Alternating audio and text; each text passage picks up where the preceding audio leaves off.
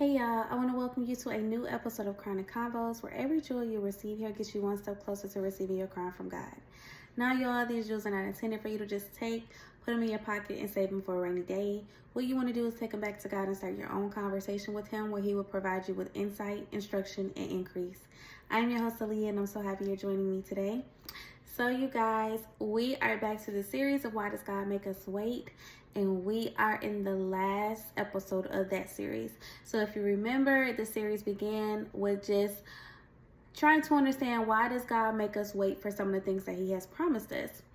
And it really just boils down to, we're not mature enough, right? But maturity can be broken down into so many different areas. So what we discussed was spiritual maturity.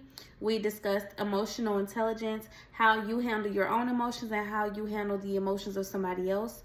We also talked about mental maturity, and in that was actually the episode that said let it go. So when I say mental maturity with that, it's just we never know how to drop the things that was once for us, right? So we think that when we come into contact with a person or with a thing, that this is supposed to be a forever thing. And so when God comes and calls for us to let it go, we don't never know how to let it go, because we're thinking, well, God, you blessed me with this before. Why would you be taking it away now, right? So it's just mental maturity, knowing when to let things go, knowing when it's just your time, right? When it's just time for you to be separated from certain things, and also knowing with that separation that sometimes it's not always temporary, sometimes it's not always permanent. Like, just because you're separated from this specific person or this specific thing or environment right now does not mean that it's a forever thing. And you have to know how to exit that thing gracefully, because you don't know if God is going to bring you back in contact with that environment or with that person, and you don't want to burn any bridges, right? And I didn't even think about this before, but I just thought about the fact that when I left my company the very first time when I quit without a 2 weeks notice.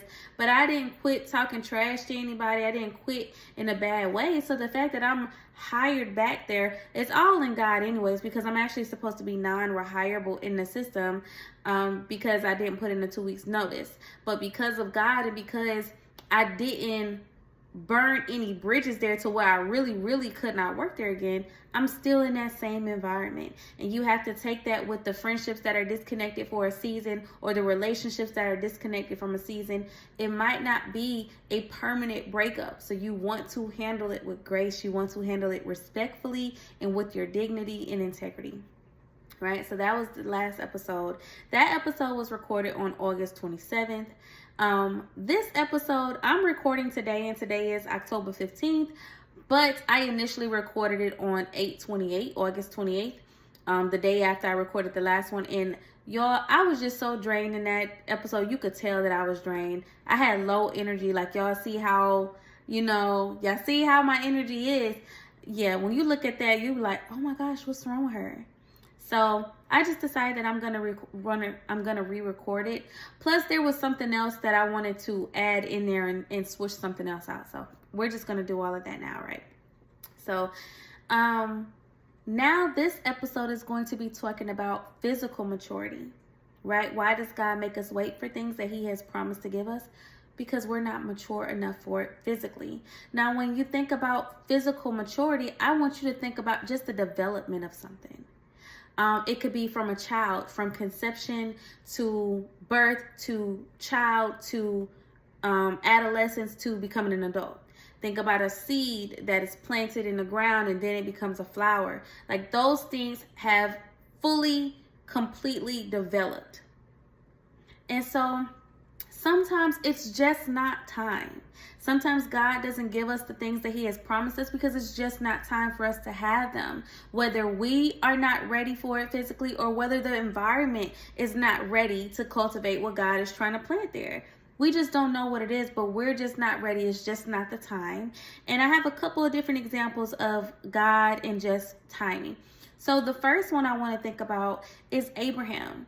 Now, Abraham was promised a child back in Genesis chapter 15. This is when God went and made a covenant with Abraham about the birth of his son.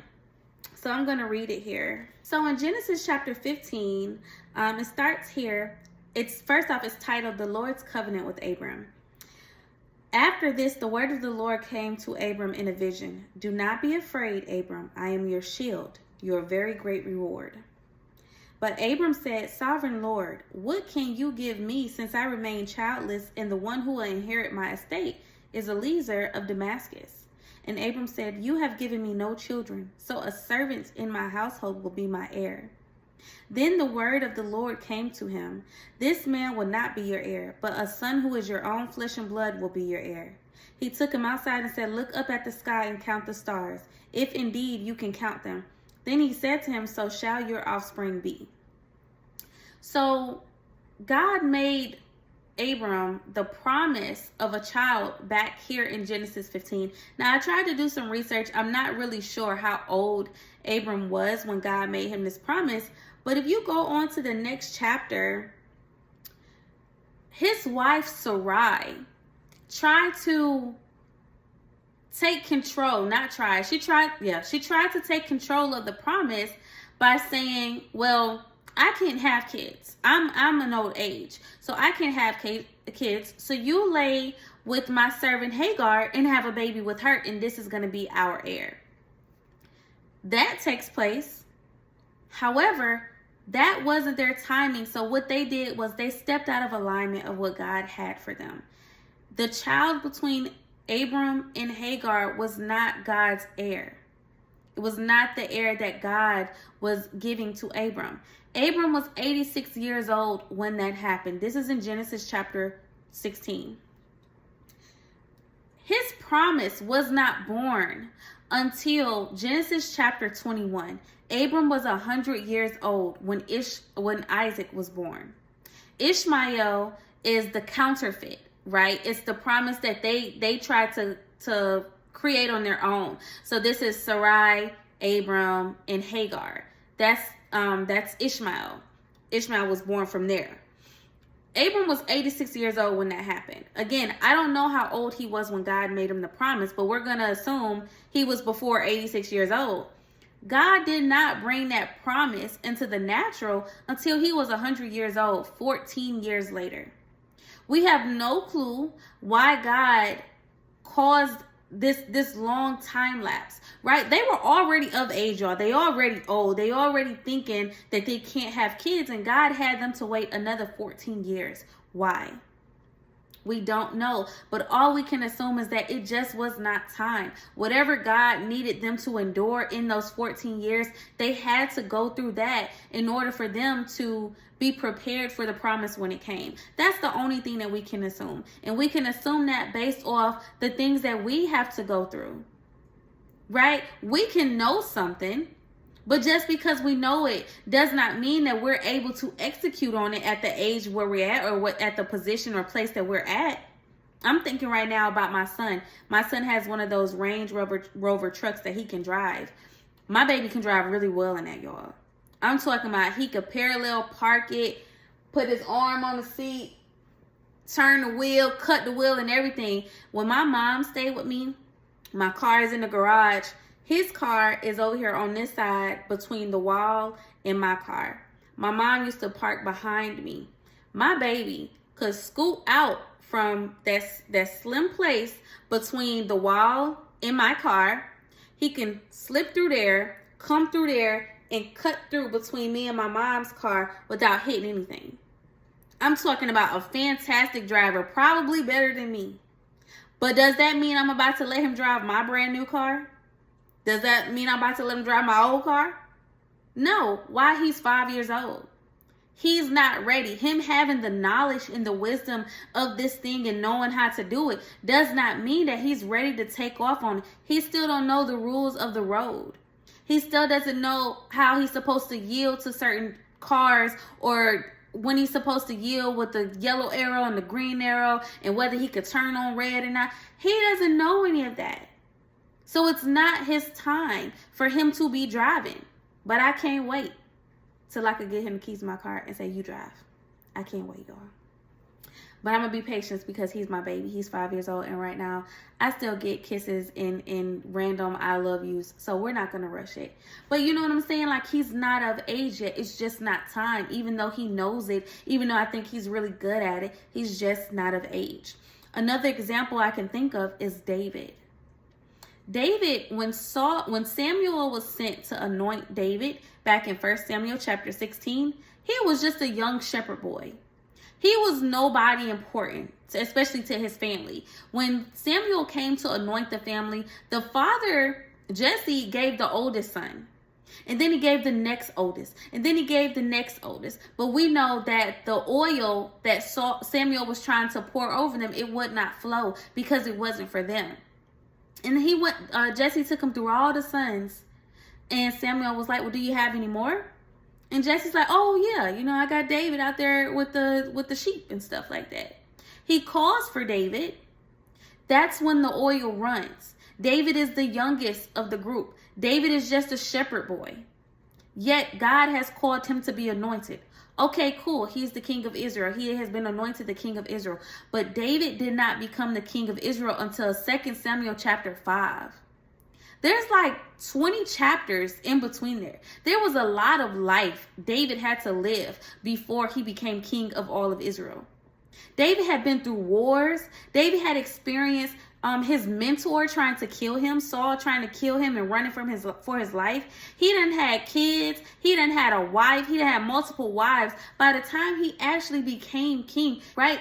David experienced a lot of life from the time he was anointed to the time he actually became a king. We don't know why he had to experience all of that. But what we can know is that God intended it to be that way. Romans 8:28. God intended, that was his plan.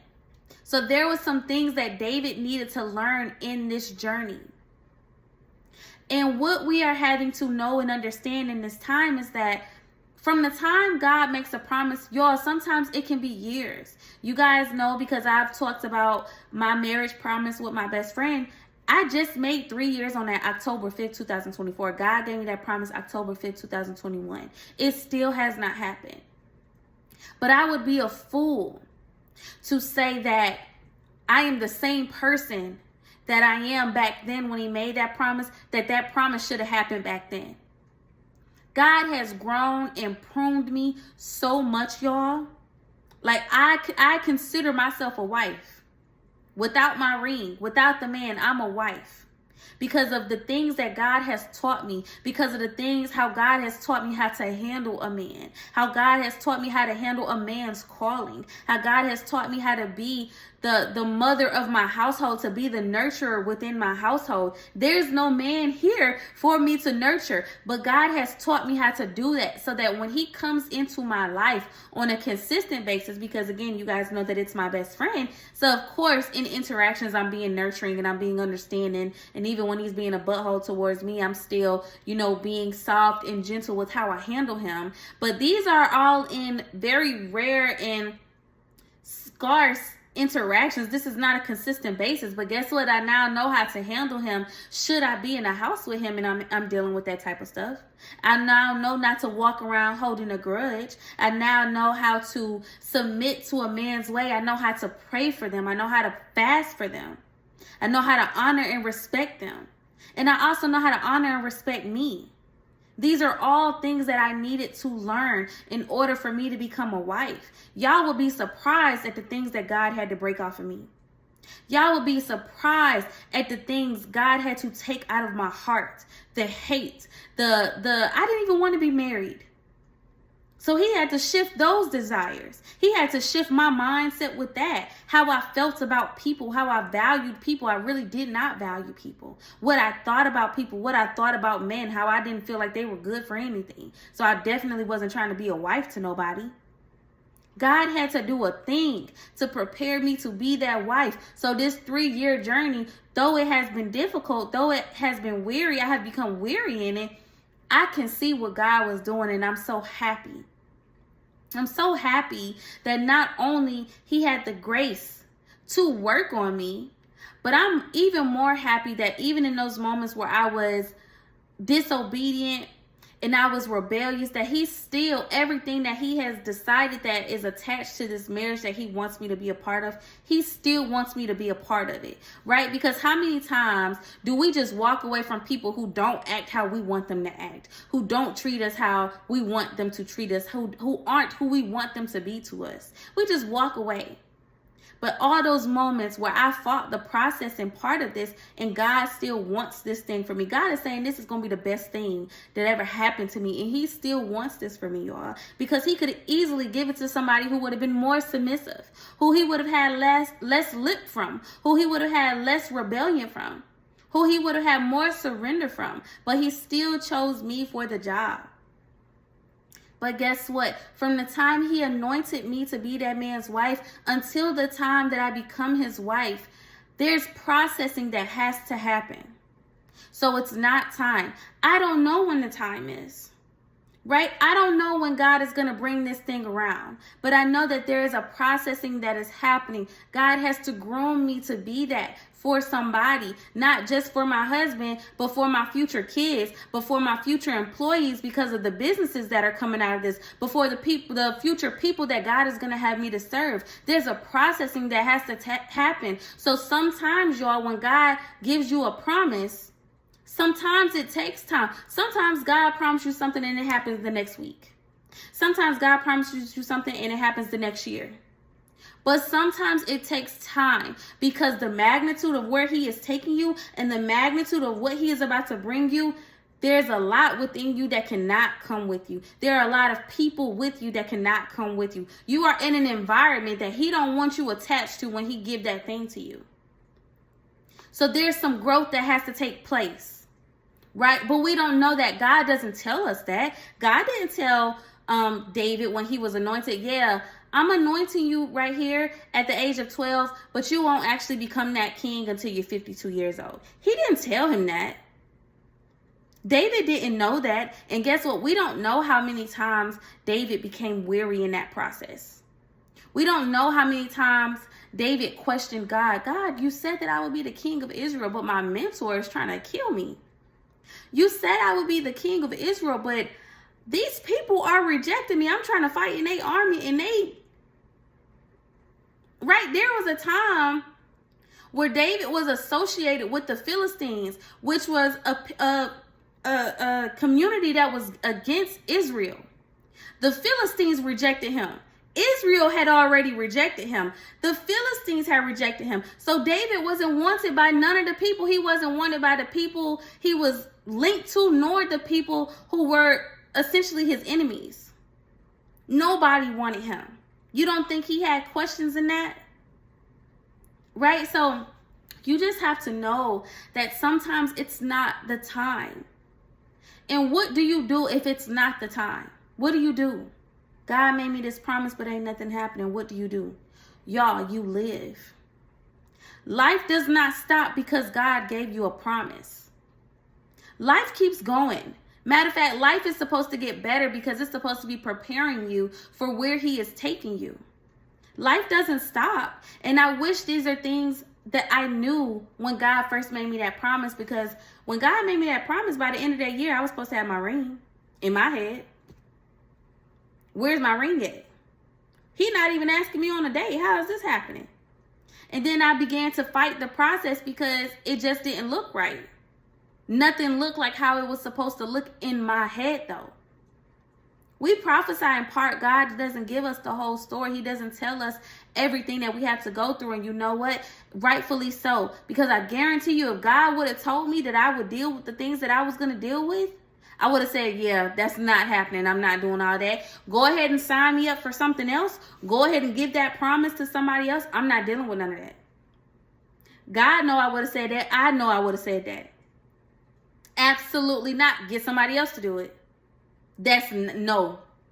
I didn't even ask you for this. Why would I have to deal with this and I didn't even ask you for it? Right? So God doesn't tell us everything. God tells us the end goal, and then he helps us start and he helps us along the way. But no, he does not tell us everything that is going to happen in the middle. That's the processing part.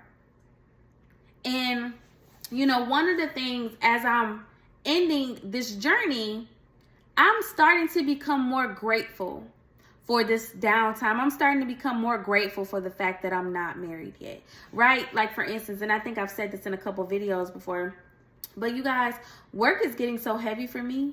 I work in IT. It's mentally draining. I'm dealing with people all day, every day. Then I got to cook and clean and entertain my 5-year-old. I can't imagine adding another person to that. I can't imagine. Sometimes I don't want to clean my kitchen up at night. I put all the dishes in the sink and I leave them there. I don't want to have to feel like I got to run around and clean my house up before my husband gets home. And it's not to say that I wouldn't marry somebody who wouldn't help, but because of the woman that I want to be to him and because of the environment that I want to cultivate for him, I would want my man to come home to a clean house and a cooked dinner and a woman who's ready to entertain him, a woman who's ready to be what he needs. And I don't have the energy to do that these days. So I've learned to become a little more excited about the fact that I don't have to answer to anybody, that I'm not having to be at anybody else's beck and call, that I can worry about me and my son. I'm learning to be a little more happy about that. Even when me going out and stuff like that, I'm kind of happy that I don't have to check and see if it's okay. And I know, listen, if you not no submissive wife, then that part ain't for you. Cause I'm very much okay with checking with my man. Babe, are you busy? Are you okay if I go here? Are you okay if I wear this? This don't look bad, do it? I'm all for doing that. I want my man's approval. So if you not there yet, then that part ain't for you. But I want his approval. It's not control, it's respect. I respect my partner's point of view. I respect how he thinks.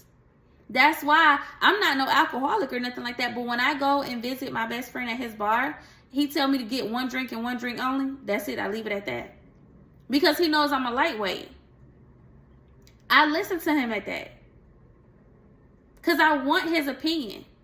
So guess what I've started doing? Even when I hang out with my friends. Yeah, he only going to let me get one drink. So I'm going to just get one drink. He's nowhere around. He ain't nowhere around. He's nowhere around in the area at all. I ain't even talk to him. But because I care about what he thinks, that's how I act. That's the type of wife that I am. That's the type of relationship that I want to cultivate with my husband. That's the type of space I want him to know he has. That the things that his wife respects him. And that she's not out here doing stuff that she wouldn't do in his presence. She the same way in and out of his presence. He don't have to worry about no crazy stuff. He don't got to worry about seeing no crazy stuff on the internet or stuff like that. He don't have to worry about that. That's the type of relationship that I'm building. That's what I want. So yeah, but I'm happy that I'm not having to answer to somebody, that I'm not even having to ask that to nobody. Not that I wear crazy stuff anyways. But just imagine I had something cute I really wanted to wear and he didn't want me to wear it. I wouldn't wear it. Fine, whatever. I wouldn't wear it. But I'm happy that I don't even have to have that conversation right now.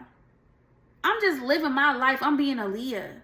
I'm doing what I want to do, how I want to do it, when I want to do it. Only focused on myself. As long as my son is good, listen, I'm going to do what I want to do. And as long as God is pleased. But I ain't even bring it up because he know I'm not going to do nothing crazy anyways. So that was something that didn't need to be said. But that's for y'all, just in case y'all have any questions. But yeah, I'm learning to be happy with that. I'm learning to be happy that I can interact with people and not have to feel no type of way about it. I'm just living my life. And it reminds me of in Jeremiah chapter 29, where these people were captives, but God told them to make room, make space where they are and build and plant where they are. All right, so Jeremiah chapter 29, verse 5 says, build houses and live in them, plant gardens and eat their produce. Find wives for yourselves and have sons and daughters. Find wives for your sons and give your daughters to men in marriage so that they may bear sons and daughters. Multiply there. Do not decrease. Pursue the well-being of a city I have deported you to. Pray to the Lord on its behalf, for when it thrives, you will thrive. You guys, they have been sent into exile. Yet God said, make yourself at home. Life don't stop because you're not in your promised land. Life don't stop because you're in a situation that makes it look like you are being held captive. Yes, you are being held captive, but you can still make home right here. You can still have abundance right here where you are. You don't need to live in that land of milk and honey. Make your own land of milk and honey right here. You don't have to wait. And if y'all remember at the start of my podcast, I said that I'm writing a book that's in the process of being published, and it's called Wait for Tomorrow, Live in Today. And this is my journey of how I had to learn that, because so much of my life was held up on me waiting on God's promises, me waiting on a new job, me waiting for me to get married, me waiting for me to have the salary that I want, me waiting for me to have the car that I want, me waiting for me to have the house that I want, like me just waiting instead of me living my life. And not understanding that the way that I live my life now is going to lead me into all of that. The way you live your life now is just building steps to get you there if you're living it right and if you are listening to God and allowing God to lead you. Everything that you do is a building step that'll get you there, whether you think it or not. So, you know where you're at. When it's not time, it's not time, and there's nothing that you can do that make it be time. Let's just be clear about that. And I want you to think about Sarai and Hagar and Abram. They went and had a baby, and guess what? That baby was not accepted by God. That was not a part of God's kingdom. That was not what God said when he said that you will become a father of many nations due to this one son. That wasn't the son he was talking about. So they did all that work, went through all that headache for no reason at all. There's nothing that you can do to manipulate the promise of God. There's nothing that you can do to get God to jump on that promise any quicker. So you might as well wait on him and allow him to lead you in the way that you should go. God says that he will make our pathways straight. He will straighten crooked paths. He will make us as sure-footed as a deer. Lean on him, not your own understanding, and just live your life. Live your life and be happy.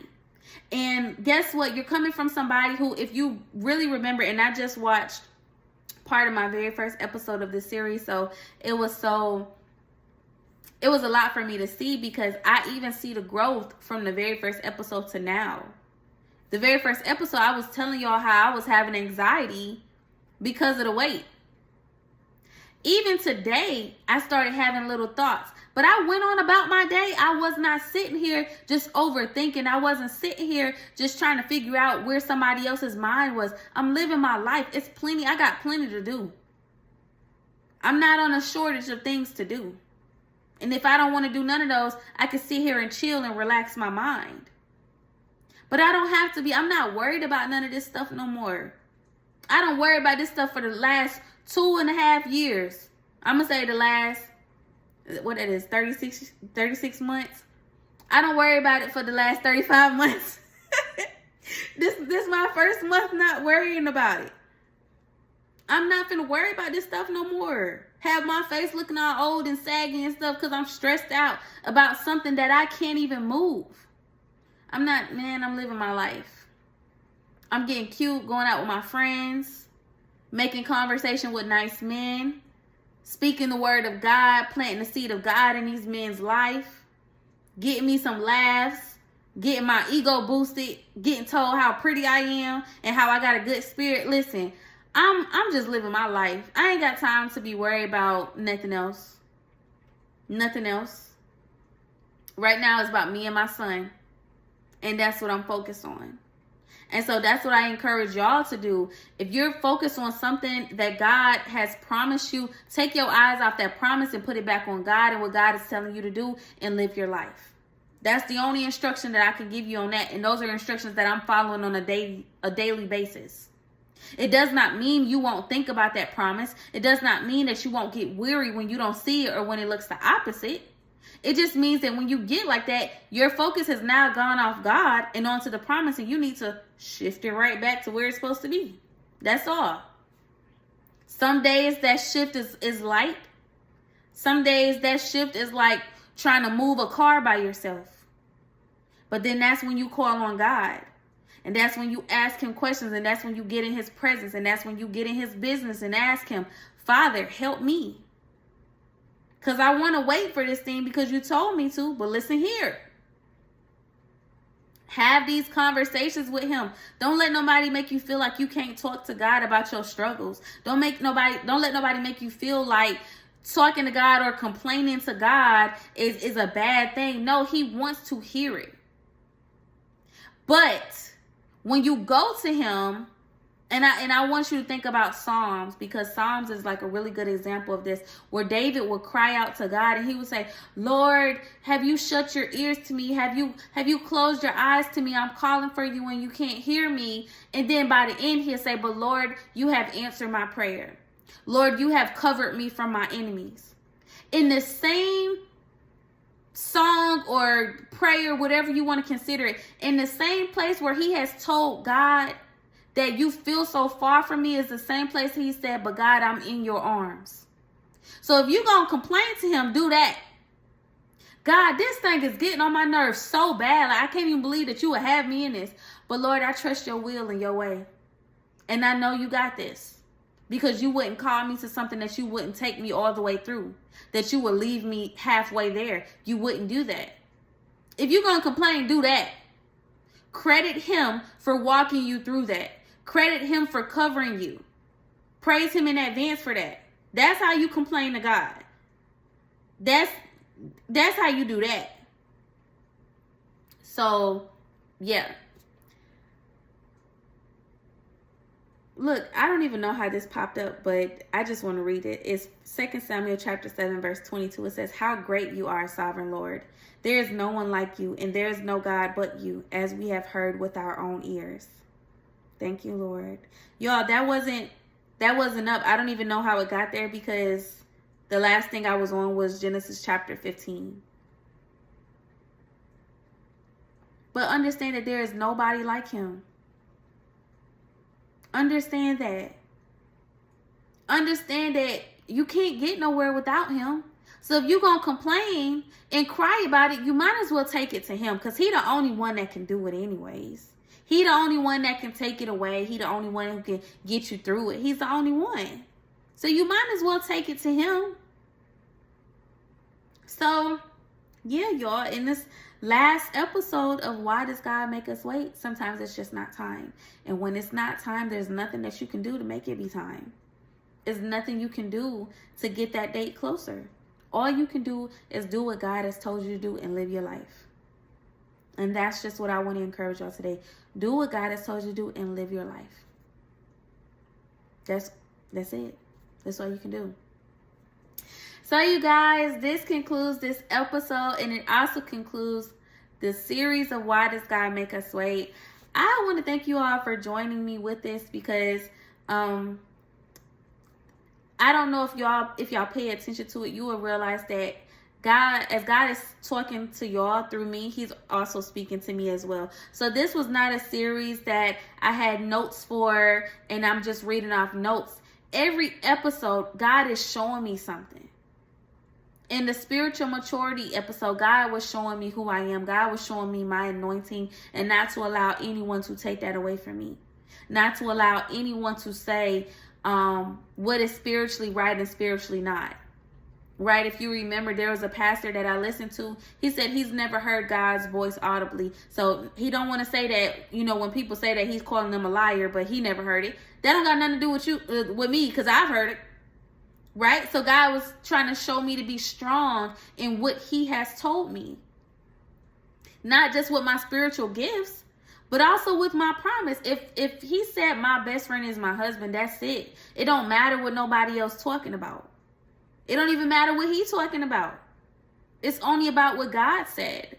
Then in the second and third parts, it was about emotional intelligence. And God was growing me in those. Y'all would not understand the hell that I was going through at the time that those things was recorded.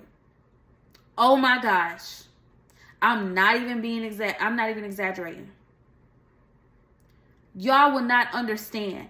But I'm giving y'all real life testimony. Like, God is sitting me down, showing me this stuff so that I can come back and tell y'all. I'm not speaking on nothing that I don't know. I'm not speaking on nothing that I have not experienced. That's what I don't do.